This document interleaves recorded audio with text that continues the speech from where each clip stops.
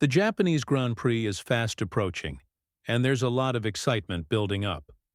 First things first, the weather forecast for Sunday's race is looking unpredictable, and it could have a huge impact on team strategies. The rain is expected to play a big role, potentially affecting the car setups and how teams approach the race. On top of that, we're about to witness two major changes in the driver lineup at Suzuka. One driver is making a return, while the other is being promoted to a higher position, and as a final twist, Ferrari is looking like a serious contender at Suzuka, thanks to the circuit's unique layout, which could challenge McLaren's hold at the top. With all this in mind, what are the key storylines heading into the Japanese GP? Let's kick things off by talking about the weather. As we all know, weather conditions are often the biggest wild card in any race, and Suzuka is no exception. The free practice sessions and qualifying rounds are not expected to cause much disruption, but the race itself is shaping up to be an entirely different story. Reports are suggesting there's a 50% chance of rain right at the start of the race. But as the day goes on, those chances increase to a 70% probability, which makes things even more interesting. This isn't just about drivers trying to handle the wet track. It also has major implications for how teams set up their cars. To give you an example, let's think back to the Melbourne GP, where many teams decided to sacrifice their setups during qualifying to prepare for a potential wet race.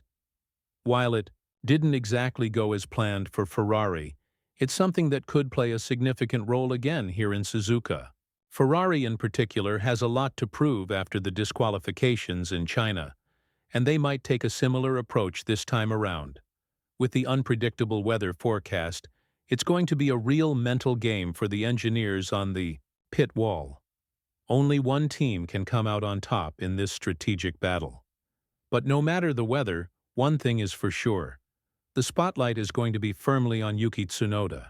The Japanese driver has been given a major opportunity with a promotion to the Red Bull team, and it's been a long time coming. It's not the way most people expected it to happen, but here we are. Yuki is finally in a position he's been aiming for, and despite the strange circumstances of his rise, he's eager to prove himself. No one expected this promotion to come so soon, but with Lawson's performance dipping, Red Bull saw this as the right moment to make the switch. Tsunoda has expressed confidence about his new ride, especially after testing it in the simulator.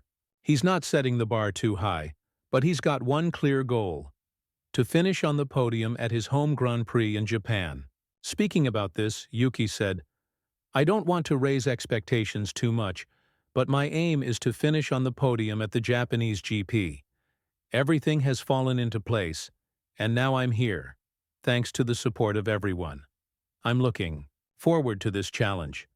There couldn't be a more pressurized situation than this. It's my debut with Red Bull, and all these factors make it even more exciting." Tsunoda's positivity about the car's behavior has been good news for Red Bull, especially since the RB21 seems to suit his driving style. However, the team is staying cautious. They're not going to overhype his debut because they've been through something similar with Liam Lawson, who also felt comfortable in the simulator but struggled when he got behind the wheel for real. Red Bull has said they'll adjust Tsunoda's car setup to make it less aggressive, which should help him adapt. But the real question is whether this change will be enough to secure points for the team in 2025. Only time will tell. On the other side of the paddock, Liam Lawson is in an uncomfortable position. He's been demoted from Red Bull, which raised a lot of eyebrows, especially since he's been performing well in his favorite race location, Suzuka, with his extensive Super Formula experience. Many have argued that Lawson's situation is unfair, but the reality is, this could be the spark he needs to show his true potential. Motivational messages from those close to him, including Tony Quinn, have offered some valuable insight. Quinn believes that the demotion might actually be good for Lawson in the long run, suggesting that sometimes a fresh start can be just what a driver needs. He said, "The demotion will help him. If things didn't work out, it could have been worse. For him, we shouldn't give up hope on Liam. He's got the talent, He just needs a reboot. What Lawson needs now is to refocus and push forward. Whether or not this change will make or break his career is yet to be seen, but Suzuka will give us some answers. It's a tricky situation for Red Bull as well, as they need to figure out how to deal with their driver lineup. Will Tsunoda shine in his new role? Will Lawson use his experience to prove a point? Suzuka will certainly tell us more. Now shifting focus to Ferrari, the team is looking to make a serious push for a strong result at Suzuka. The circuit's layout, with a mix of full, medium, and high-speed corners, is expected to suit the SF25 much better than previous tracks. This is a significant opportunity for Ferrari to capitalize on their car's strengths. In fact, McLaren's advantage might not be as dominant here, especially given that the Suzuka track doesn't feature as many slow corners. If Ferrari executes a near-perfect strategy, they could very well be in the mix for a double podium finish. The team's ability to adapt to the circuit could make a huge difference, as they know that McLaren's usual superiority could be minimized here. Ferrari's performance has been improving, particularly in high-speed corners. While they have some work to do in low and medium-speed corners to enhance their race performance, the car's overall development has been promising. As team principal Mattia Binotto mentioned, "It's never just one thing.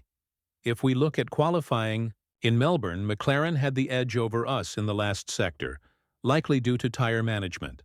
However, in the race, we were lacking speed overall, and it was more about performance. The high-speed corners are where we made progress, but we still need to focus on the lower-speed sections for better race results." Ferrari has also been working on a new simulator model for the SF25, based on the data gathered from the Chinese Grand Prix. This new data suggests that the car performs much better when it's running with a lower fuel load and lower ride height.